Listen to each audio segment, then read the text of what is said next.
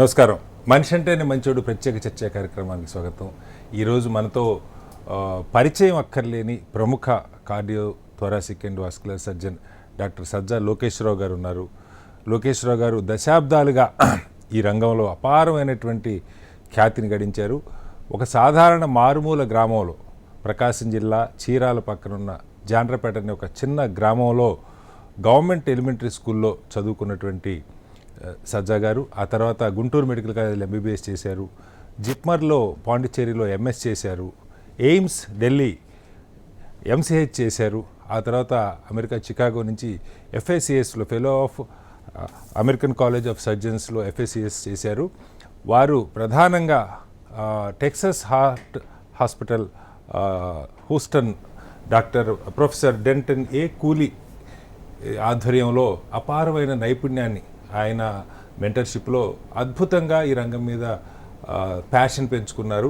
దశాబ్దాలుగా భారతదేశంలో 21,000 open heart surgeries చేశారు ఇప్పటికీ. అలాగే 15,000 coronary artery bypass grafting CABG అంటారు, ఆ సర్జరీలు చేశారు. వాటిల్లో 4,500 ఆపరేషన్లు, సిఏబీజీ ఆపరేషన్లు ఆరోగ్యశ్రీ పథకం కింద చేశారు. సాధారణంగా ఆరోగ్యశ్రీ ఆపరేషన్లు అప్పుడప్పుడే నేర్చుకుంటున్నటువంటి డాక్టర్స్ చేస్తారు. కానీ 30-40 సంవత్సరాల అనుభవం ఉన్నటువంటి డాక్టర్ లోకేశ్వర్ గారు ఆపరేషన్లన్నీ స్వయంగా ఆయన ఆధ్వర్యంలో జరిగినాయి. 4,500 మందికి coronary artery bypass grafting operation జరిగితే ఒక్క మరణం కూడా లేకుండా ఫలితాలను ఇవ్వగలిగారు. ప్రపంచవ్యాప్తంగా అనేక ప్రతిష్టాత్మక సంస్థల్లో వారు మెంబర్గా ఉన్నారు. American association of thoracic surgeons, society of thoracic surgeons, European association for cardio thoracic surgeons, ఇలా ఏఎస్సివిఎస్ అని చెప్పేసి American society of cardiovascular surgeons, ఇలా అనేక అంతర్జాతీయ సంస్థల్లో ఫెలోగా మెంబర్గా ఉన్నారు. దాదాపు 110 పైగా research papers, original research papers రాశారు. అనేక అంతర్జాతీయ ఈ కార్డియాలజీ రిలేటెడ్ మ్యాగజైన్స్లో, జర్నల్స్లో వారు ఆర్టికల్స్ రాస్తుంటారు. కొన్ని అంతర్జాతీయ పత్రికలకి, మ్యాగజైన్స్కి ఆయన ఎడిటర్గా కూడా ఉన్నారు. ఇవన్నీ ఒక ఎత్తు అయితే, డాక్టర్ గారు ప్రధానంగా సజ్జా హార్ట్ ఫౌండేషన్ పేరుతో భారత్ లాంటి దేశంలో మెడిసిన్ సంబంధించిన, ఈ సర్జరీస్కి సంబంధించిన ప్రాపర్ డాక్యుమెంటేషన్ లేదు, ప్రాపర్ రీసెర్చ్ లేదు. మిగతా ప్రపంచంలో ఏం జరుగుతుంది, మన దగ్గర ఏం జరుగుతుంది, ఆ కంపారిటివ్ స్టడీ లేదు. ఇలా అనేక రంగాలకు సంబంధించి ఆ రీసెర్చ్ కోసమే ప్రత్యేకంగా కాస్ట్ ఎఫెక్టివ్ మెథడ్స్ని ఐడెంటిఫై చేయడం కోసం ఒక సజ్జా హార్ట్ ఫౌండేషన్ 2013లో స్థాపించారు. వీటన్నిటి గురించి డాక్టర్ సజ్జా లోకేష్ గారిని అడిగి తెలుసుకుందాం. లోకేశ్వర్ గారు నమస్కారం.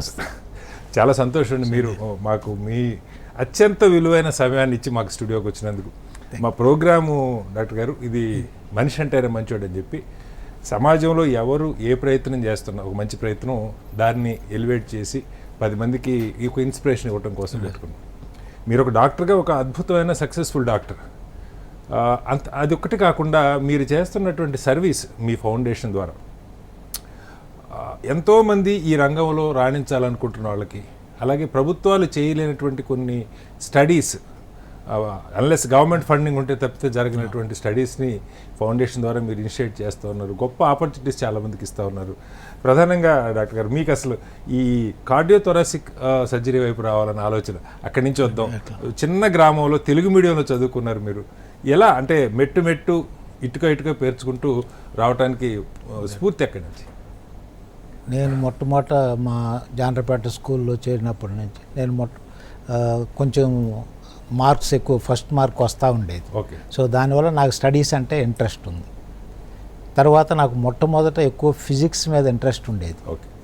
కానీ మా ఇంట్లో మా సిస్టరు గుండె జబ్బు వల్ల మైట్రల్ స్టెనోసిస్ అని, ఓకే, దాంతో పెరాలిటిక్ స్ట్రోక్ వచ్చింది.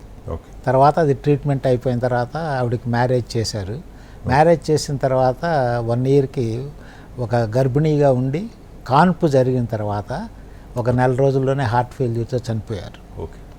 తర్వాత అదే సంవత్సరంలో మా నాన్నగారు కూడా చనిపోవడం జరిగింది. ఆయనకి ఏంటంటే మధుమేహ వ్యాధి, ఓకే పల్మనరీ ట్యూబర్క్లోసిస్. ఓకే మా ఫాదర్ ఎప్పుడైనా ఈ పల్మనరీ ట్యూబర్క్లోసిస్లో వాళ్ళు దగ్గంగానే రక్తానికి గడ్డలుగా కళ్ళులాగా వచ్చేస్తూ ఉంటుంది అనమాట. సో అట్లాంటి ఆ సీన్స్ ఎందుకంటే మా ఫాదరు నాకు చిన్నప్పుడు ఓకే ఇంట్లో కంటే హాస్పిటల్లోనే ఎక్కువ రోజులు ఉంటారు. దానికి ఆయన ఆరోగ్యం బాగలేక బాగా హాస్పిటల్ అట్లా ఉంటారు. ఓకే సో ఈ రెండు సంఘటనలతోటి తర్వాత నేను డాక్టర్ని కావాలనే కోరిక ఉంది. వచ్చింది.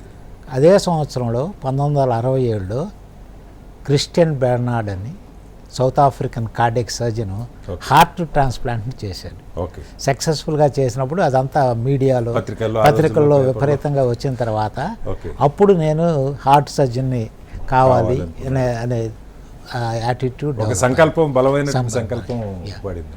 దాని తర్వాత ఇంటర్మీడియట్ బైపీసీ తీసుకోవటం, తర్వాత గుంటూరు మెడికల్ కాలేజీలో మంచి మార్కులతోటి ఎంట్రన్స్లో మేము 2 సార్లు ఎంట్రన్స్ రాసాము అప్పుడు. ఓకే సో రాసి దాంట్లో సెలెక్ట్ అయిన తర్వాత ఎంబీబీఎస్ చదివి ఎంబీబీఎస్ చదివేటప్పుడు కూడా నేను మొట్టమొదటి డాక్టర్ కేఎం చెరియన్ గారు ఎస్ సార్. మేము ఫస్ట్ క్లినికల్ ఇయర్లు అంటే 3వ సంవత్సరంలో ఉన్నప్పుడు okay association of surgeons of India meeting Guntur medical college ఆవరణలో జరిగింది. ఓకే ఆయన వచ్చినప్పుడు ఫస్ట్ ఇండియాలో బైపాస్ సర్జరీ చేసింది డాక్టర్ కేఎం చెరియన్. చెరియన్ గారు. ఓకే. ఆ యొక్క ఆ కేసు రిపోర్ట్స్ని ఆ మీటింగ్లో ప్రజెంట్ చేశారు. ఓకే అది ప్రజెంట్ చేసిన తర్వాత నేను అప్పుడు డైరెక్ట్గా ఆయనతో మాట్లాడలేదు, ఓకే మెడికల్ స్టూడెంట్ కాబట్టి. తర్వాత లెటర్ రాశాను. ఓకే. లెటర్ రాస్తే రైల్వే హాస్పిటల్కి వచ్చి నువ్వు చూడాలంటే చూడొచ్చు అని. ఓకే. నేను ఫైనల్ ఇయర్ విద్యార్థిగా ఉన్నప్పుడు పెరంబూర్ రైల్వే హాస్పిటల్కి వెళ్ళి ఈ బైపాస్ సర్జరీ చూశాను. బైపాస్ సర్జరీ, తర్వాత వాల్వ్ రిప్లేస్మెంట్స్ ఇవన్నీ చూశాను. ఓకే ఆ స్ఫూర్తితోటి నేను గుంటూరు వచ్చేసి బైపాస్ సర్జరీలో ఉన్నటువంటి రీసెంట్ అడ్వాన్సెస్ ఒక ఆర్టికల్ మా కాలేజ్ మ్యాగజైన్కి రాసాను. అది నా ఫస్ట్ ఈ సైంటిఫిక్ చేసింది. సో అప్పటి నుంచి నాకు ఇంట్రెస్ట్ ఉంది. సో అదే టైంలో ఆల్రెడీ ఆర్టికల్స్ ఇవన్నీ రాస్తాం వలన నాకు మా అమెరికాలో 2 సర్జన్స్ ఉన్నారు. ఓకే మైకేల్ డిబ్యాకే అని, ఆయన కూడా చాలా సీనియర్ సర్జను. డాక్టర్ డెంటన్ కూలీని ఆయన అపాయింట్ చేసుకున్నాడు. ఆయన is a very research scholar. Okay ఆయనకి డాక్టర్ డెంటన్ కూలీకి నేను లెటర్లు అప్పటి నుంచి మీరు కరెస్పాండెన్స్ చేస్తే అప్పుడు ఆయన మీరు ఈసీఎఫ్ఎంజీ ఎగ్జామ్ ఉంటుంది, అది కంప్లీట్ చేసి వచ్చి ఇక్కడ ఫెలోషిప్ చేయొచ్చు అని చెప్పారు. సో అట్లా నాకు అంతర్జాతీయంగా అక్కడికి వెళ్ళాలి అనేది. మీరు ఎంఎస్సీ ఎంసెట్ చేసిన తర్వాత అక్కడికి వెళ్ళారు. సో ఆయన మీరు ప్రత్యేకంగా, ఎందుకంటే మీరు డెంటన్ ఏ కూలీ గారిని మీరు చాలా అభిమానిస్తారు. మీ ఫౌండేషన్ కూడా ఎవ్రీ ఇయర్ August 22 ఆయన జన్మదినం రోజున కొన్ని లెక్చర్స్ అవన్నీ పెట్టుకుంటారన్నారు. అక్కడి నుంచి వచ్చిన తర్వాత సార్, అంటే మీరు చాలా కొన్ని ఏరియాస్లో అద్భుతమైనటువంటి రీసెర్చ్లు, ఈ అంటే కామన్ మ్యాన్కి కొద్దిగా అర్థమవుతుండొచ్చు, మెకానికల్ ప్లోస్థెటిక్ వాల్వ్ అని చెప్పి ఒకటి, అలాగే మెమరీ ఆర్టరీ సపోర్ట్ ప్లాట్ఫామ్ అని చెప్పి, ఇవి 2 మీకు పేటెంట్స్ కూడా వచ్చినట్టున్నాయి వీటిలో, అంతర్జాతీయంగా US patent and Indian patent. ఏంటి సార్ అవి? ఇది యాక్చువల్గా మెమరీ ఆర్టరీ స్టెబిలైజేషన్ ప్లాట్ఫామ్ అనేది, ఎందుకంటే మనకి గుండె కొర్నరీలో బ్లాక్స్ వచ్చినప్పుడు, ఈ హార్ట్ అటాక్స్ డిసీజ్ వచ్చాడు, వాళ్ళకి బైపాస్ సర్జరీ కానీ అవసరం అయ్యేటట్టయితే మనకి ఈ యొక్క ధమనులు ఆర్టీరియల్ గ్రాఫ్ట్స్ అవి ఎక్కువ కాలం మన్నుతాయి. ఒకసారి మెమరీ ఆర్టరీ వేసామంటే దాదాపు 40-50 సంవత్సరాల దాకా గ్రాఫ్ట్ పనిచేస్తూ ఉంటుంది. అందువల్ల ఏంటంటే మనకి యూజువల్గా లెఫ్ట్ సైడ్ ఉన్న దమన్ని ఒకటే వేసి మిగతావి కాలు నుంచి తీసిన సిర్రలతో గ్రాఫ్ట్లుగా వాడతారు. కాకపోతే మన దేశంలో ప్రత్యేకత ఏంటంటే ఈ హార్ట్ అటాక్ అనేది, ఈ కొర్నరీ ఆర్టరీ డిసీజ్ అనేది ఈ వెస్ట్రన్ కంట్రీస్తో పోల్చుకుంటే 15 సంవత్సరాలు యంగ్ స్టేజ్లో వస్తుంది, ఇంకా ముందే వస్తుంది. మనకి 40-45 సంవత్సరాల నుంచి ఉంది. సో మన దేశంలో ఎవరికైనా బైపాస్ సర్జరీ చేస్తే అది లాంగ్ లాస్టింగ్గా ఉండాలి. సో దానికోసమని 2 ఆర్టీరియల్ గ్రాఫ్ట్లు కానీ వేసేటట్టయితే వీళ్ళకి మళ్ళీ రెండోసారి దానికోసమని ఫౌండేషన్ పెట్టిన దాంట్లో ఏంటంటే నాది ఒకటే ప్రిన్సిపల్, మనకున్న ప్రాబ్లమ్స్కి ఎవరికో యూరోపియన్ అమెరికన్ వచ్చి సొల్యూషన్ ఇవ్వడు. సో మనకున్న ప్రాబ్లమ్స్కి మనమే సొల్యూషన్స్ కనుక్కోవాలి. అదే ఉద్దేశంతో నేను సజ్జా హార్ట్ ఫౌండేషన్ స్టార్ట్ చేశాను. స్టార్ట్ చేసినప్పుడు మన దేశంలో ఎక్కువ ఈ స్టాటిస్టిక్స్ అవన్నీ కూడా తక్కువగా ఉంటాయి. ఎందుకంటే ఎక్కువ మంది ఈ ప్రజలకు సేవ చేస్తారు, ఆపరేషన్లు చేస్తారు, సక్సెస్ఫుల్గా చేస్తారు. కానీ వాటిని అన్నిటినీ స్టాటిస్టిక్స్ చేసి డాక్యుమెంటేషన్ నుండి స్టాటిస్టికల్ అనాలిసిస్ చేసి మన వాళ్ళకి ఏ పద్ధతి సూట్ అవుతుంది మనకున్న కండిషన్స్లో అనేది ఏంటంటే మన దగ్గర ఇక్కడ పబ్లిష్ చేయలేదు కాబట్టి we just extrapolate their knowledge and apply here in India. So అట్లా కాకుండా యాక్చువల్గా మన బయోలాజికల్గా వీఆర్ డిఫరెంట్ ఇండివిజువల్స్. సో అందుకని మన పాపులేషన్లో అవి ఎంతవరకు బాగా పనిచేస్తాయి లేదా మనకి ఇంకా బెటర్మెంట్ ఇంకా ఇతర పద్ధతుల ద్వారా చేయాలా అనేది మనకు తెలియాలి. సో దానికోసమని మన దేశంలో మన పేషెంట్ పాపులేషన్కే వాళ్ళకు ఉండే లక్షణాలు, మన వ్యాధి లక్షణాలు, తర్వాత ఈ మనకి ఎందుకంటే మన కరోనరీ ఆర్టరీస్ వెస్ట్రన్ వాళ్ళతో పోల్చుకుంటే చాలా సన్నగా ఉంటాయి. మామూలుగా వాళ్ళకి 3 మిల్లీమీటర్ల డయామీటర్ ఉంటే మనకు 1.5 2 మిల్లీమీటర్సే ఉంటాయి. అందువల్ల మనకి రక్తనాళాలు చాలా సన్నగా ఉంటాయి. అందువల్ల బైపాస్ సర్జరీ చేయటం వాళ్ళకంటే మన పేషెంట్స్ మీద చాలా కష్టం. ఎందుకంటే నాకు ఒక క్లీవ్లాండ్ క్లినిక్లో ప్రొఫెసర్ బ్రూస్ లైట్ల్ అని ఆయన ఫేమస్ కరోనరీ సర్జన్ క్లీవ్లాండ్, ఆయన ఒకసారి ఒక మీటింగ్లో మాట్లాడతా ఇండియాలో మీరు ఇట్లా ఆపరేషన్లు చేస్తూ ఉంటారు, even today I'm still little nervous to operate an Indian lady in Cleveland clinic. So but we do day in and out because మనకి 2 మిల్లీమీటర్ల రక్తనాళం ఉందంటేనే చాలా గొప్ప సంగతి, బాగా వెరీ కంఫర్టబుల్గా చేస్తాం. So that's why technically we need more extra skills to do that small vessels. So అట్లా చేసినప్పుడు ఈ గ్రాఫ్ట్లు ఎంతకాలం పనిచేస్తున్నాయని తెలుసుకోవాలనేది ఉంది, డేటా ఉండాలి. సో దానికోసమని నేను మొట్టమొదటిసారిగా ఇండియాలో ర్యాండమైజ్ కంట్రోల్ స్టడీ ఈ బైపాస్ గ్రాఫ్ట్లు ఎట్లా పనిచేస్తాయి, బీటింగ్ హార్ట్ పద్ధతిలో పనిచేస్తే ఎక్కువ కాలం పనిచేస్తాయా లేకపోతే హార్ట్ లంగ్ మెషిన్ ఉపయోగించి కన్వెన్షనల్ బైపాస్ సర్జరీ చేస్తూ ఉంటాయి అనేది ఆ మొట్టమొదటిసారిగా నేను ఇండియాలో ర్యాండమైజ్ అంటే అది కూడా సజ్జా హార్ట్ ఫౌండేషన్ ద్వారా చేశాను. సో ప్రభుత్వం funding investigator initiated study. So దీంట్లో పార్టిసిపేట్ చేసిన 7 మంది సర్జన్స్ మన రాష్ట్రంలో 5 సిటీస్ నుంచి 7 మందిని కలిసి చేశాము. చేసి ఈ యొక్క ఈ ట్రయల్ ఫలితాలని అమెరికన్ అసోసియేషన్ ఫర్ థొరాసిక్ సర్జరీలో ప్రజెంట్ చేశాను. ఇది ఎందుకంటే ఇప్పుడు మనకి రొమాటిక్ హార్ట్ డిసీజ్ వల్ల హార్ట్ వాల్వ్స్ ఇన్వాల్వ్ అవుతాయి. అంటే కొంత యంగర్ ఏజ్ గ్రూప్లోనే 2nd decade 3rd decade 4th డికేడ్లోనే వచ్చి వాళ్ళకి ఆపరేషన్ అయ్యి వాళ్ళు బాగా చెడిపోవటం వలన కొద్దిగా చెడిపోతే దాన్ని రిపేర్ చేస్తారు, బాగా చెడిపోతే దాన్ని రిప్లేస్ చేయాలి.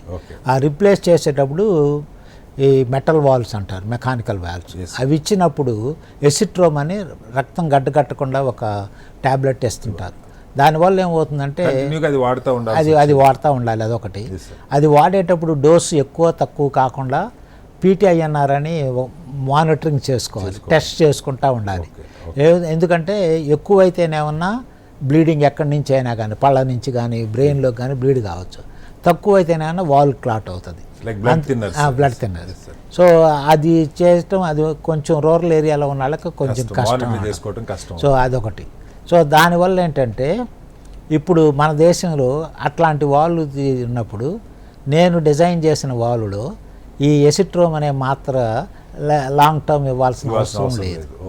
సో అందువల్ల ఇది ఇట్లా మెకానికల్ వాల్వ్ అయ్యి ఉండి ఎసిట్రోమ్ లేకుండా ఇవ్వటం అనేది ఇది వరల్డ్లోనే ఫస్ట్ టైం వాల్వ్ డిజైన్ చేశాను. దాని నుంచి నాకు యుఎస్ పేటెంట్ ఉంది, ఇండియన్ పేటెంట్ ఉంది. యుఎస్ పేటెంట్ వాళ్ళు కూడాను నాకు ప్రయారిటీ పేటెంట్ ఇచ్చారు. యూజువల్గా మనం పేటెంట్కి అప్లై చేస్తే వాళ్ళు దాన్ని మొత్తం స్టడీ చేసి 5 to 6 years పడుతుంది. నాకు ఇది 2.5 yearsలో ఇచ్చారు. సో ఇప్పుడు దాని మీద ఇప్పుడు యానిమల్స్లో పరిశోధనలు స్టార్ట్ చేయబోతున్నాను షార్ట్లీ. ఓ 6 monthsలో it will come out with results. అది కానీ ఉంటే then will produce for use in human beings. చాలా పెద్ద అచీవ్మెంట్ కదా సార్ అది. అవి కంటిన్యూగా ఒక సర్జరీకి రావటమే కష్టం అయితే వాళ్ళు తర్వాత కంటిన్యూగా మానిటర్ చేసుకోవటం, బ్లడ్ థిన్నర్స్ వాళ్ళకి ఐడియా ఉండదు. గ్రామాల్లో ఆ డయాగ్నోసిస్ చేయటం కూడా పరీక్షలు కూడా కష్టం. అట్లాగే ఈ కిడ్నీ ఫెయిల్యూర్ ఉన్న పేషెంట్స్ కూడా కొంతమందికి మీరు ఈ సర్జరీస్ చాలా కొత్త ఇన్నోవేటివ్ మెథడ్స్. యాక్చువల్గా ఇప్పుడు మన దేశంలో ఈ రీనల్ ఫెయిల్యూర్ అనేది కూడా రీనల్ ఇన్సఫిషియెంట్ అంటారు, అది కూడా ఎక్కువ ఉంటుంది. ఎందుకంటే ఎక్కువ డయాబెటిక్ పేషెంట్స్లో కిడ్నీస్ కూడా ఇన్వాల్వ్ అవ్వటం వల్ల ఇది ఇట్లా ఉంటుంది. సో ఇట్లా ఉన్న వాళ్ళకి మనము ఎక్కువ మన కంట్రీలో బీటింగ్ హార్ట్ బైపాస్ సర్జరీ చేస్తాం. ఓకే. సో తర్వాత కన్వెన్షనల్గా వచ్చేది హార్ట్ లంగ్ మెషిన్ ఉపయోగించి గుండెని ఆపేసి బైపాస్ సర్జరీ చేస్తాం. ఓకే.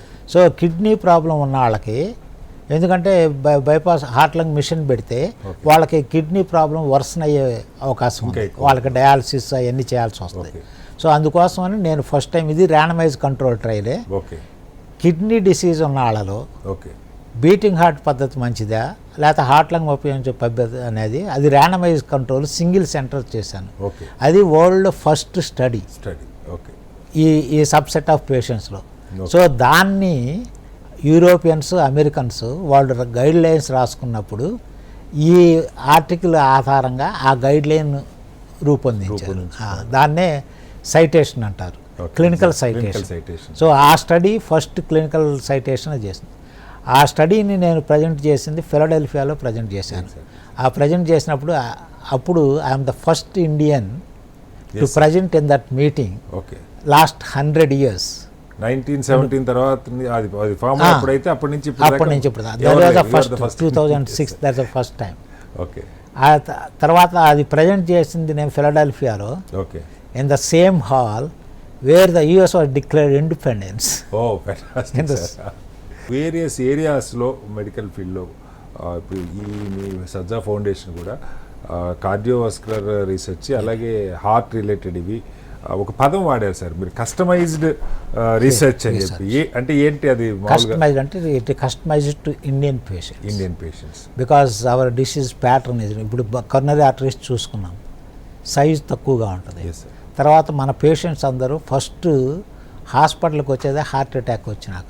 డైరెక్ట్ హార్ట్ అటాక్ వచ్చాక వస్తారు. 20% of people who come there with present heart attack. దాంట్లో ఏమవుతుందంటే మన వాళ్ళకి యంగ్ స్టేజ్లో వస్తారు, ఆల్రెడీ హార్ట్ అటాక్ రావటం వల్ల ఎల్వి ఫంక్షన్ పంపింగ్ కెపాసిటీ తగ్గుతుంది. అండ్ తర్వాత మనకి డయాబెటీస్ ఎక్కువగా ఉంటుంది కదా. మనకి actually India is a diabetes capital of the world. Even Hyderabad is much more actually the incident. So డయాబెటిక్లో ఈ కర్నరీ రక్తనాళాలు బాగా సన్నగా అవుతాయి, డిఫ్యూజ్ కర్నరీ ఆర్టరీ డిసీజ్ అంటే. సో దానికి మనము స్ట్రాటజీస్ డెవలప్ చేయాలి. అందుకనే నేను చేసే randomize control study I'm doing in diabetic patients ఈ 17 centers. So then we design strategies how to do bypass surgery in these type of patients. So that is the knowledge we are going to offer the rest of the world to do this. ఇప్పుడు వీటి వల్ల మీరు develop చేస్తున్నటువంటి కొన్ని techniques వల్ల ఈ mechanical plastic valve కానీ వీటి వల్ల వాళ్ళ లైఫ్ స్పాన్ పెరగటంతో పాటు ఇవి మోర్ కాస్ట్ ఎఫెక్టివ్ కూడా అవుతుంది. ఎందుకంటే మనకి ఈ మెకానికల్ వాళ్ళు ఎసిట్రోమ్ వాడి అన్నీ చేసేదానికంటే దానికి మానిటరింగ్ ఉంది. తర్వాత సో మందు వల్ల ఖర్చు అవుతుంది. తర్వాత దాంట్లో కాంప్లికేషన్స్ ఎక్కువ తీసుకుంటే బ్లీడింగ్, తక్కువ తీసుకుంటే వాల్వ్ క్లాట్ అవుతుంది. అప్పుడు మళ్ళీ ఎమర్జెన్సీగా సర్జరీ చేయటం. సో దానివల్ల ఇవన్నీ లేకుండా ఇప్పుడు నేను చేసిన డిజైన్ ప్రకారం అయితే ఇట్లాంటివి ఉండవు. సో దాని ఇంకా చాలా అప్లికేషన్స్ ఉంటాయి దాన్ని ఇది చేసిన తర్వాత. సో అది ఒక అడ్వాంటేజ్. సో అంటే ప్రధానంగా మీరు ఈ కార్డియాలజీలో ఏ వీటి మీద మన దగ్గర చెప్పుకోదగ్గ అంటే మీ కంట్రిబ్యూషన్ వాటి మీద ఏముందంటారు సార్? యాక్చువల్గా నేను బైపాస్ సర్జరీలో 2 పక్కల మెమరీ తీసుకున్నప్పుడు బ్రెస్ట్ బోన్ ఇన్ఫెక్షన్ వచ్చే ఛాన్స్ ఉంటుంది. ఎందుకంటే blood supply to the bone తగ్గిపోతుంది. సో దాన్ని తగ్గించడానికి ఒక మాడిఫికేషన్ చేశాను. మాడిఫికేషన్ చేసి యాక్చువల్గా ఇది ప్రపంచం అంతా ఇప్పుడు ఫాలో అవుతారు. So to reduce the sternal wound infection market technique అని. తర్వాత దాంట్లో ఉపయోగించే రేడియల్ ఆర్టరీ ఉంటుంది, దాన్ని అసలు ఎట్లా హార్వెస్ట్ చేస్తారని నేను డిజైన్ చేశాను. The technique is goes by name. ఇదొకటి. తర్వాత ఇట్లానే మామూలుగా మనకి లెఫ్ట్ మెయిన్ అని కర్నరీ బైపాస్లో లెఫ్ట్ మెయిన్ స్టెనోసిస్ అయితే చాలా క్రిటికల్గా ఉంటుంది, వాళ్ళకి ఎమర్జెన్సీగా చేయాలి. చేయాలంటుంది. సో అట్లాంటి వాళ్ళలో మనకి ఈ మెమరీ ఆర్టరీ ఇవన్నీ హార్వెస్ట్ చేయడానికి టైం సరిపోదు. ఓకే. సో సడన్గా పంప్ మీద వెళ్ళిపోయి ఇవి కాల్ నుంచి వీల్ చేసి చేసే ఉంది. ఓకే. సో అట్లాంటి పరిస్థితిలో మనం వెంటనే బైపాస్కి వెళ్లకుండా ఇంకొక పద్ధతి రెట్రోగ్రేడ్ పర్ఫ్యూషన్ కర్నరీ సైనస్ అని. ఓకే. సో అట్లా చేస్తే హార్ట్కి బ్లడ్ వెళ్తూ ఉంటుంది గ్రాఫ్ట్ వేయకుండా. హార్ట్కి బ్లడ్ వెళ్తుంటుంది, సర్జరీ మనం కొంచెం నిదానంగా ఇది చేసుకోవచ్చు అనమాట. అంటే మెమరీ ఆర్టరీ గ్రాఫ్ట్స్ అన్నీ కూడా హార్వెస్ట్ చేయడానికి ఉంది. ఓకే. సో దాన్ని రెట్రోగ్రేడ్ కర్నరీ సైనస్ పర్ఫ్యూషన్ అంటారు. ఓకే. దాన్ని మొట్టమొదటిసారిగా క్లినికల్గా ఉపయోగించిన నేను. ఓకే. ఓకే. ఈ కర్నరీ సర్జరీలో తర్వాత గ్రాఫ్టింగ్ స్ట్రాటజీస్ నేను తర్వాత ఇండియాలో బైలేటరల్ మెమరీ హార్వెస్ట్ చేసి కొన్ని సర్వేలు చేశాను. ఎందుకంటే మన వాళ్ళు ఎక్కువ మంది పబ్లికేషన్ చేయరు కాబట్టి మన మెథడ్స్ ఎట్లా ఉంటాయని ప్రపంచానికి చేయాలంటే సో అట్లా ఒక సర్వే చేసి మన దేశంలో ఈ టైప్ ఆఫ్ గ్రాఫ్ట్లు ఎంతమంది పర్సంటేజ్లో వాడుతున్నారని నేను అది ఇంటర్నేషనల్ కర్నరీ కాంగ్రెస్లో ప్రజెంట్ చేశాను. సో దాన్ని చాలా అంతర్జాతీయ రోమ్లో కొన్ని మీరు రోమ్లోకి వెళ్ళినప్పుడు అది 2003లో అది world Congress on coronary bypass surgeries. So India నుంచి 2 పేపర్లు ప్రజెంట్ చేసాం. అందులో ఒకటి రేడియల్ ఆర్టరీ హార్వెస్ట్ నేను ఎట్లా ఆ టెక్నిక్. తర్వాత ఈ రేడియల్ ఆర్టరీ 2 పక్కల మెమరీ ఆర్టరీ తీసుకున్నప్పుడు డయాబెటిక్స్లో స్టెర్నల్ వూండ్ ఇన్ఫెక్షన్ వస్తుంది కదా.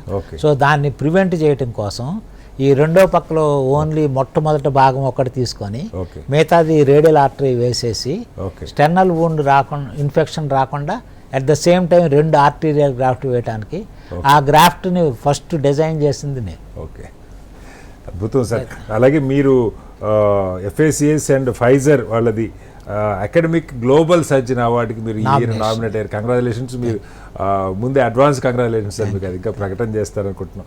ఈ జనరేషన్ డాక్టర్స్కి ఇప్పుడు చదువుకుంటున్న వాళ్ళు కానీ post graduation level super special level మీరు ఇచ్చే సందేశం ఏంటి? ఇప్పుడు మనము మెడిసిన్ కానీ ఏది చదివినా కానీ మనం ఒక పర్పస్తో చదువుతాం. ఎందుకంటే మనకి పేషెంట్ని ట్రీట్ చేయటం అది మన ప్రాథమిక వృత్తి. అదేవిధంగా మనకి కావాలి దానికి వీళ్ళలో అవుట్కమ్స్ని మెరుగుపరిచే దానికి ఏదైతే అవసరమైన రీసెర్చ్ ఉందో అది మనం చేయాలి. తర్వాత ఒకసారి మీరు ట్రైన్ అయిపోయిన తర్వాత మీ నెక్స్ట్ జనరేషన్ని మీరు తయారు చేయాల్సిన బాధ్యత మన మీద ఉంది. సో అదొకటి ఇంపార్టెంట్. తర్వాత మనకి పెక్యులర్గా లేదా స్పెసిఫిక్గా ఉండే డిజార్డర్స్కి మనమే రీసెర్చ్ చేసి దానికి తగిన మన సొల్యూషన్స్ మనమే కనుక్కోవాల్సింది. అందువల్ల ఏదైనా కానీ ఒక ప్రొఫెషన్ టేకప్ చేస్తే అందరు కూడా కొంత సీరియస్నెస్ ఉండాలి దాంట్లో. It is not like time spending కాదు. సో అందువల్ల అన్నిటి ముఖ్యంగా వైద్య వృత్తిలో మాత్రం చాలా కమిట్మెంట్ ఉండాలి. తర్వాత మనకి ప్రజలకు సేవ చేసినట్లే నెక్స్ట్ జనరేషన్ని తయారు చేస్తా మనకి ఉన్న దానికి ఏదైనా సరే we have to find some solution for the problems. నిజంగా డాక్టర్ లోకేశ్వరరావు గారు కొన్ని వేల ఓపెన్ హార్ట్ సర్జరీలు CABG సర్జరీలు చేయటమే కాకుండా ఈ భారత్ లాంటి దేశంలో ప్రపంచంలో 3వ అతిపెద్ద దేశం ఈ సర్జరీలు చేస్తున్న దేశంలో కానీ ప్రాపర్గా డేటా అంతా ఒక చోట మెయింటైన్ కావట్లేదు. అవుట్కమ్స్ లాంగ్ టర్మ్లో ఎలా ఉంటున్నాయి అన్నది వీటన్నిటి కోసం వీటి మీద ఫర్దర్ రీసెర్చ్ అలాగే మన కండిషన్స్ తగ్గట్టు కస్టమైజ్డ్ రీసెర్చ్ ఇండియాలో డాక్టర్ సజ్జా హార్ట్ ఫౌండేషన్ పేరుతో తను ఇనిషియేట్ తీసుకొని చేస్తున్నారు. ఇప్పుడు ICMR లాంటివి కూడా వారితో చేతులు కలిపినాయి. అనేక అంశాలకు సంబంధించి కస్టమర్ పేషెంట్ డేటాని ప్రాపర్గా మెయింటైన్ చేసుకుంటూ వాటిని డేటా హార్వెస్టింగ్ చేసుకుంటూ ముందుకెళ్తూ ఉన్నారు.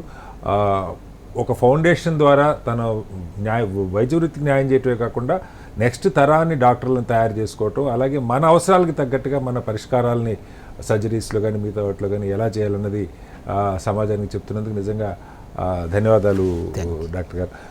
ఇది ఈ వారం మనిషి అంటేనే మంచోడు. వచ్చే వారం మరో అంశంతో మళ్ళీ కలుద్దాం. అంతకు నమస్కారం.